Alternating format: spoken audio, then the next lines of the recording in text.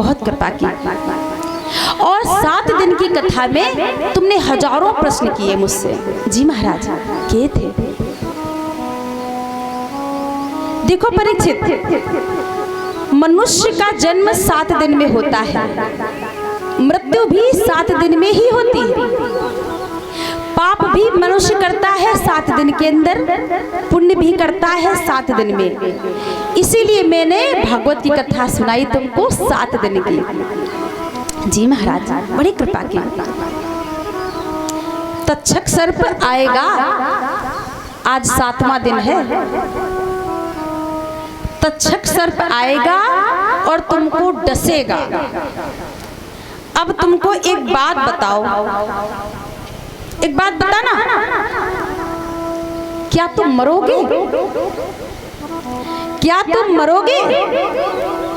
यदि तुम्हारी ऐसी बुद्धि है तो तुम तो राजन मरिष्यति पशु बुद्धि विमाम जही।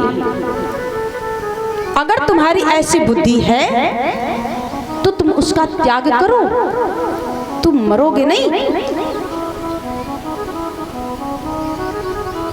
राजा परीक्षित ने एक क्षण भी विलंब नहीं किया और कहा, महाराज मैंने जन्म ही नहीं लिया था तो मैं मरूंगा क्यों? आत्मा का न जन्म होता है न मरण होता है। सुखदेव जी ने कहा, परीक्षित मैं समझ गया कि तुमने भागवत कथा सुनी है, निष्ठा से सुनी है।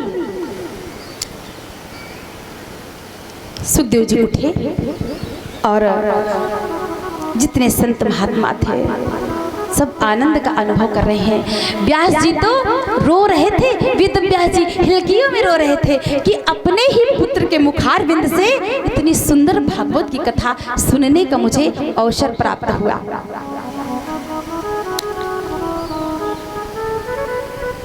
सुखदेव जी आगे बढ़े, थोड़ी दूर तक तो दिखे, बाद में न जाने कहाँ अंतर ध्यान हो गए। बोली सुखदेव जी भगवान की जय, परीक्षित जी महाराज की जय। सभी संत अपने अपने स्थान पर चले गए। राजा जनमेजय ने बड़ी अच्छी व्यवस्था की थी, लेकिन सारी व्यवस्था धरी की धरी रह गई।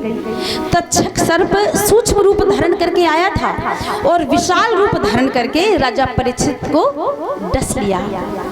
इनका पंच भौतिक शरीर जल के राख हो गया और वो तो दिव्य शरीर से कब का वैकुंठ के धाम को चले गए थे। चतुर्भुज रूप धारण करके राजा परीक्षित भगवान के धाम को गए। बोली परीक्षित जी महाराज की।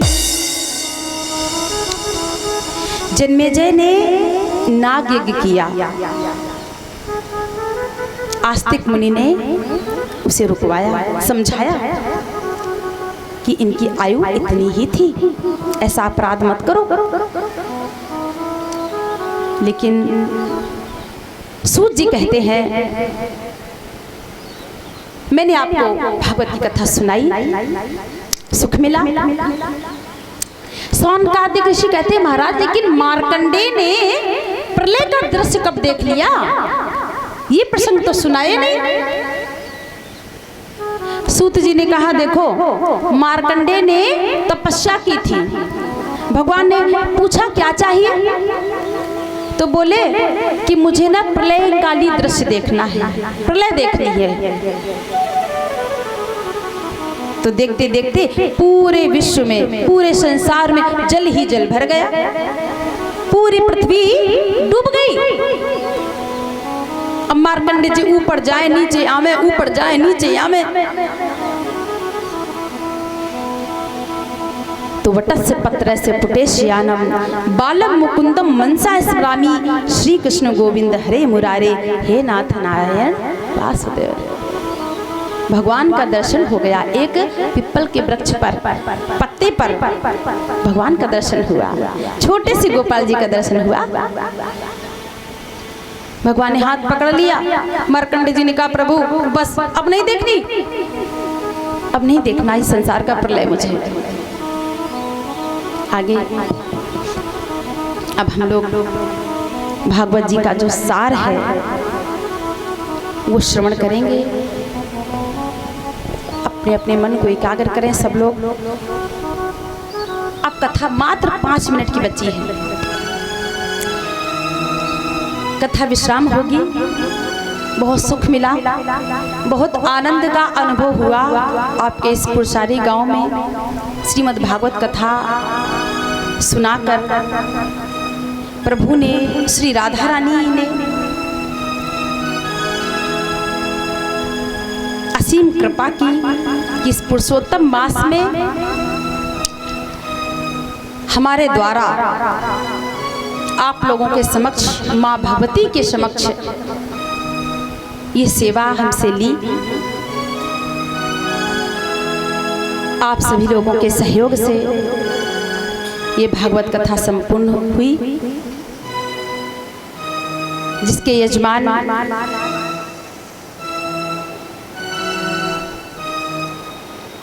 श्रीमती राधा राजावत और ब्रजेश राजावत जी मुख्य परीक्षित के रूप में बड़े ही ध्यान से इन लोगों ने कथा श्रवण की। 7 दिनों तक 1 मिनट भी कथा छूटी नहीं। बड़े ही ध्यान से कथा सुनने का जो नियम है यही होना चाहिए। इतना खान पान का इतना संयम कि बीच में उठा न जाए।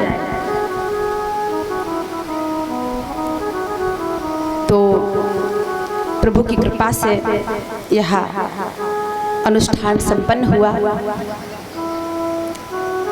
जो मुख्य भैया, अब ये मनीष भैया और कार्यदाऊ भैया, कमेटी के बाकी सदस्य और गांव के सभी लोग, सबके सहयोग से यह अनुष्ठान संपन्न हुआ।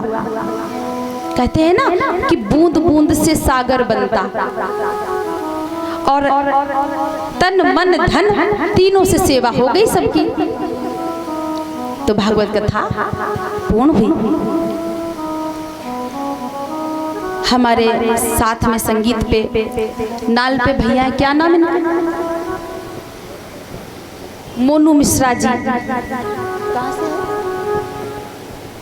मोनू मिश्रा जी पहली बार इनके साथ में संगत हुई। मंच पर ही मिलते हैं। प्रारंभ में तो कुछ अब होता है, लेकिन बहुत अच्छी संगत की। आर्गन पे हमारे संजीव भैया, सभी लोग जानते हैं। बड़ा ही निर्मल स्वभाव है इनका, बहुत ही सरल स्वभाव है। पहली बार मिले थे तो बोलना भी नहीं जानते थे। काशी में कथा हुई तो कोई बात कहनी है, कुछ सुनना है, तो अमित जी के पीछे होके जाते थे।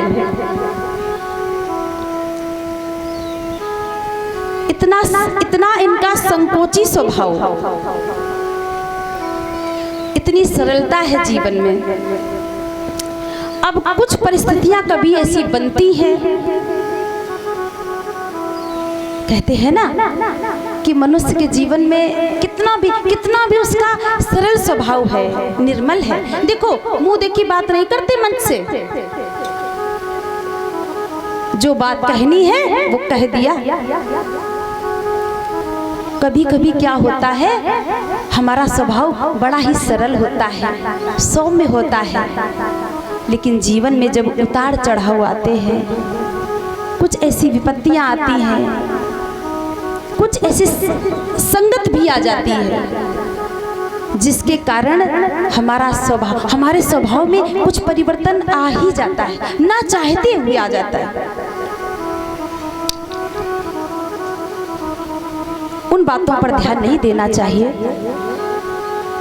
बाकी बड़ा ही सरल स्वभाव है। हमेशा बहन जी करके बात करते हैं। उम्र में तो हमसे बड़े हैं, काफी बड़े हैं। पहली कथा इन्हीं के माध्यम से, दूसरी कथा में भी आप ही को आना है। और हमारे मनीष भैया सच्ची बात बोले, अब पता नहीं कब कब आना हो ना हो, बोल ही देते हैं। ये मनीष भैया है ना, ये जब बोलते हैं दीदी दीदी, तो मेरा मन खिल जाता है। इतना भाव में, इतना शब्दों में इनकी रस है। दीदी अधिकार से ऐसा लगता है मेरा कोई अपना भाई है, मेरा अपना अपना भाई। तो ये संबंध, ये रिश्ते, अगर कहीं कुछ अटैचमेंट कहीं से भी होता है तो प्रभु की कृपा से होता है। पूर्व जन्म के कुछ संस्कार होते हैं, तब ऐसा होता है। आप सभी लोगों का सहयोग है। जहाँ हम रुके हैं वो मैया बाबा, उन बाबा से तो मिल के ऐसा लगता है मेरे बाबा ही हमको मिल गए हो। बोलो राधे राधे, जोर से बोलना पड़ेगा। बड़ा ध्यान रखते, क्या मजाल कि बिना आज्ञा के कोई प्रवेश कर जाए। सोने दो, 4 घंटा मंच पर बैठती है, विश्राम करने दो।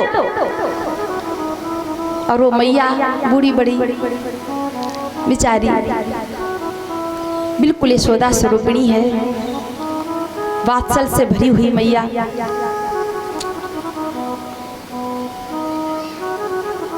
आप सभी लोगों का सहयोग और श्रद्धा तो हमारी श्रद्धा है। श्रद्धा श्रद्धा से ही सेवा करती है। अंशु भैया, श्रद्धा और मनीष भैया की माता जी, प्रिंस, और ये सभी बच्चे, किसका किसका नाम ले, सब कितना वात्सल्य इनके अंदर भरा हुआ है। जहां पर ऐसा भाव कि दीदी तुम्हें गांव में रखेंगे, गांव में रख लेंगे, यहीं पे रहो, कथा में जाना होगा तो हम चलेंगे साथ में। और सुनो, छोटा मोटा घर नहीं देंगे, अच्छी सी व्यवस्था करके रखेंगे तुमको। तो दूसरी बोली, एक बात बताओ, पैसा तो है नहीं, करोगी क्या? तो बोली, एक बात बताओ, ये एक किडनी कितने की बिकती है, बताओ।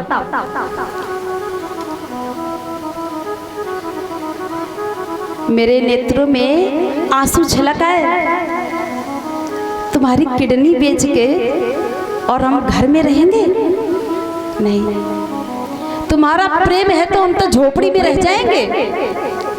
लेकिन बच्चों, वृंदावन से दूर हम ज्यादा समय तक रह नहीं पाते, वृंदावन से नहीं रह सकते। कथा के माध्यम से हम बाहर जाते हैं, सिर्फ कथा, और कथा में भी बस मेरा ध्यान अपने वृंदावन में रहता है। भगवान की कथा है, सेवा समझ के ब्रज के बाहर जाते हैं। बाकी आप लोगों का प्रेम, आप लोगों का वात्सल्य खूब मिला। कहीं से कोई बहनें दूध लेके आ रही, कोई मिठाई लेके आ रही, कुछ करके आ रही। सभी लोगों का खूब प्यार, खूब वात्सल्य मिला। और साउंड पर जो भैया हैं, इन्होंने खूब अच्छी सेवा की। और आज हमारे आचार्य जी का जन्मदिन है,